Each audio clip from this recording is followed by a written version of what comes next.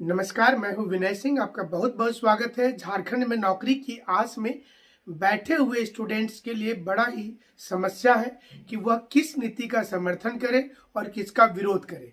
उनको ये भी समझ में नहीं आ रहा है कि नौकरी उन्हें कब मिलेगी और कैसे मिलेगी। ऐसे में हमने एक सर्वे करवाया 2 दिन पहले। उस सर्वे में सरकार ने जिस सर्वे को रखा था सेम सर्वे था और इस सर्वे के आधार पर भी बहुत चौंकाने वाले जो है वो नतीजे आए हैं। हम सारे लोगों के कमेंट भी दिखाएंगे, जो लोग कमेंट इसमें किए थे। 2-3 सर्वे था अलग अलग। पहला सर्वे ये था कि आप कौन से ईयर को कट ऑफ ईयर मानना चाहते हैं, यानी कि झारखंड के आप वासिंदे हैं, आप झारखंड के निवासी हैं, इसके लिए किस वर्ष को कट ऑफ ईयर घोषित किया जाए, 1932 को या फिर 1985 को या फिर 1975 को या फिर 2000 को।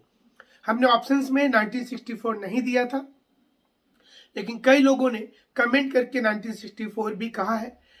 तमाम जो कमेंट्स आए हैं बड़ी संख्या में, उसके आधार पर 1932 और 1985 दोनों को लगभग बराबर बराबर प्रतिशत मिला है, यानी कि 50% के आसपास लोग 1932 को मानते हैं, खतियान आधारित ही होना चाहिए, और कुछ लोगों ने माना 1985 को।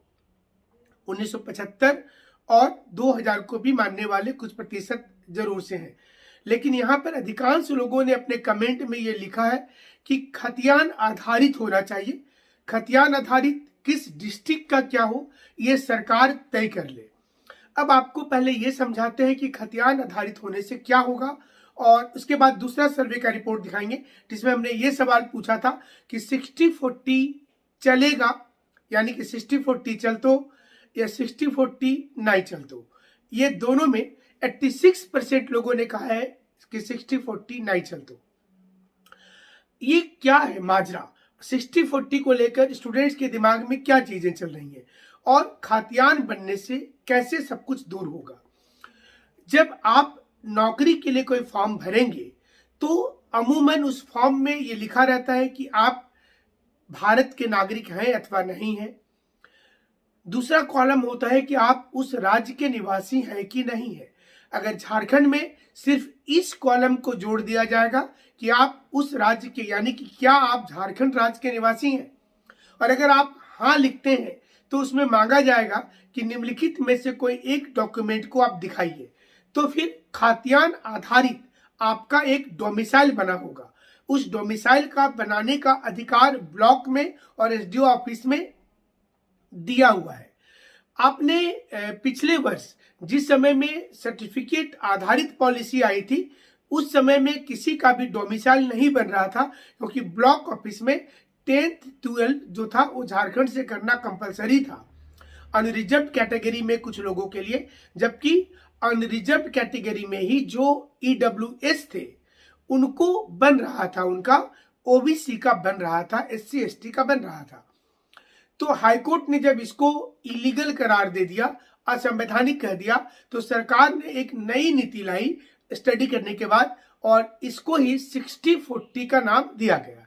यानी कि 60% जो होगा वो सीटें रिजर्व रहेंगी, 40% ओपन टू ऑल रहेगा, जो अनरिजर्व्ड कैटेगरी में रहेगा, जिसमें बाहर के भी लोग आ सकते हैं। हालांकि इसके बारे में सरकार ने कोई स्टैंड क्लियर अभी नहीं किया है, और सरकार के कई मंत्रियों ने कहा है कि 13 तारीख को वो अपने बजट सेशन के दौरान इस पर डिस्कशन करेंगे और ये बताएंगे कि जिसको स्टूडेंट्स के बीच में 60-40 के रूप में ले जाया गया है, वो 60-40 वास्तव में क्या है और कैसे होगा।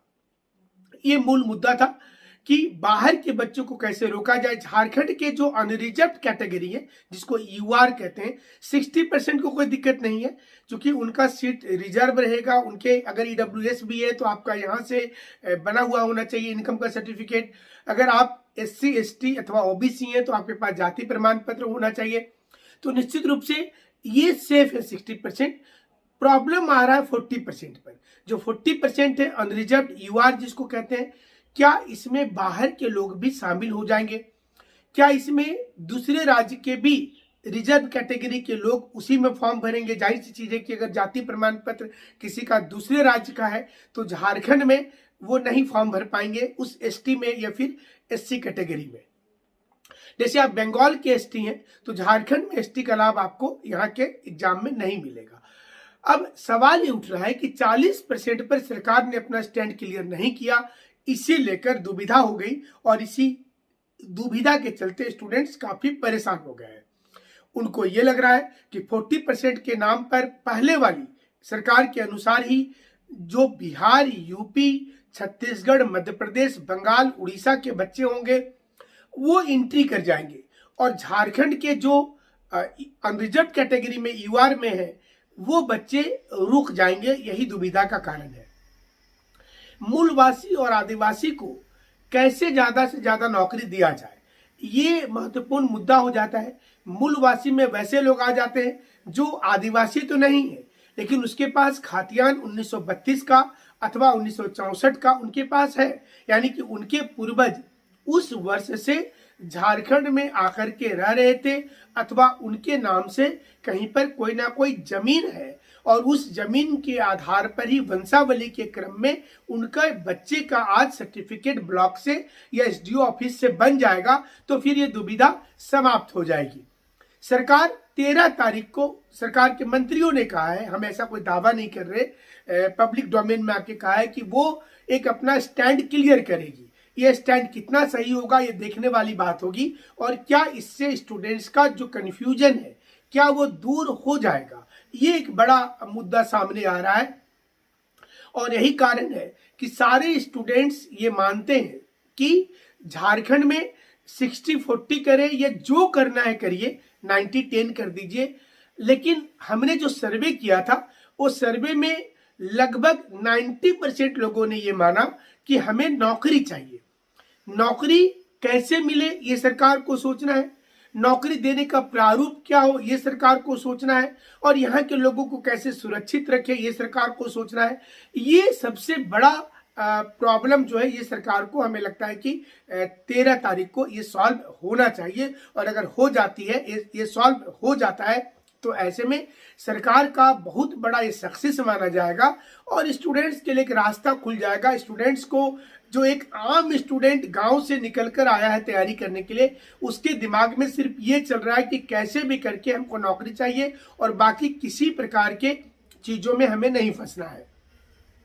दूसरा सवाल जो हमने पूछा था कि 60-40 चलेगा या फिर नहीं चलेगा, तो इसको खोरथा भाषा में 60-40 चलतो या 60-40 नहीं चलतो, तो 86% ने कहा है कि नहीं चलतो। मतलब जो हमने पहला भाग में जो विश्लेषण किया उसी का दूसरा भाग है कि 40% को लेकर ये कंफ्यूजन है स्टूडेंट्स के अंदर कि ये सीट जो है ये बाहर के बच्चों को मिल जाएगा और 40% के नाम पर बाहर के लोगों को लाया जाएगा।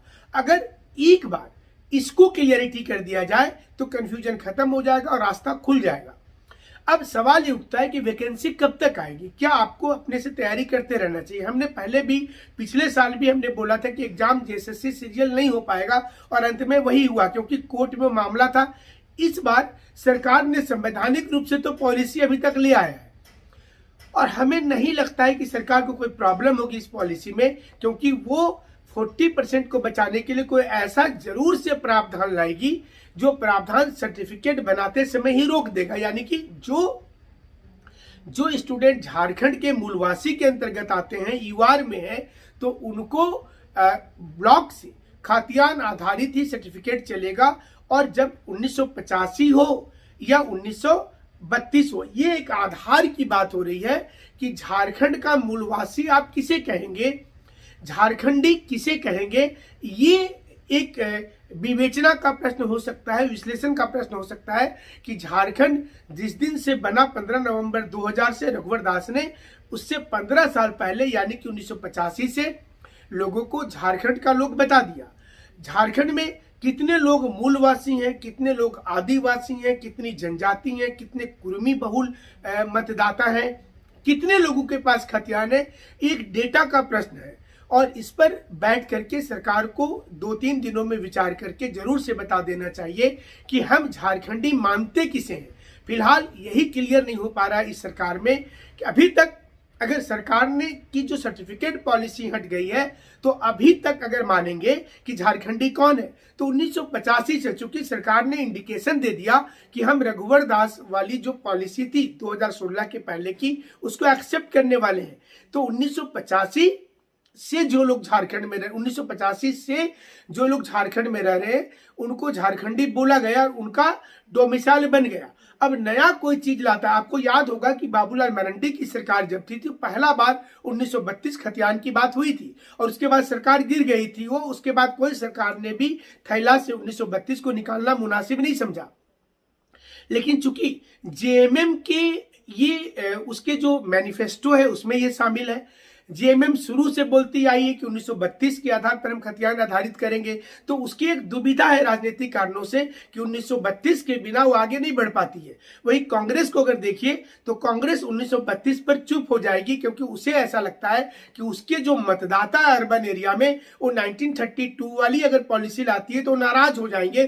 तो कांग्रेस का भी कहीं ना कहीं प्रेशर रहता है सरकार पर, और यही कारण है कि सरकार बहुत सोच समझ करके इस पे स्टेप ले रही है। चाहे आप कुछ बोले अथवा चुप रहे, लेकिन सरकार को स्टेप सोच समझ कर लेना है और 13 तारीख को ये क्लियर हो पाएगा। ये इसलिए जरूरी हो गया था कि समय में बहुत ज्यादा कंफ्यूजन चल रहा है स्टूडेंट का। विश्लेषण पसंद आएगा तो इसके लाइक कर दीजिएगा, शेयर कीजिएगा और हमारे साथ ऐसे ही जुड़े रहिएगा। Thank you so much.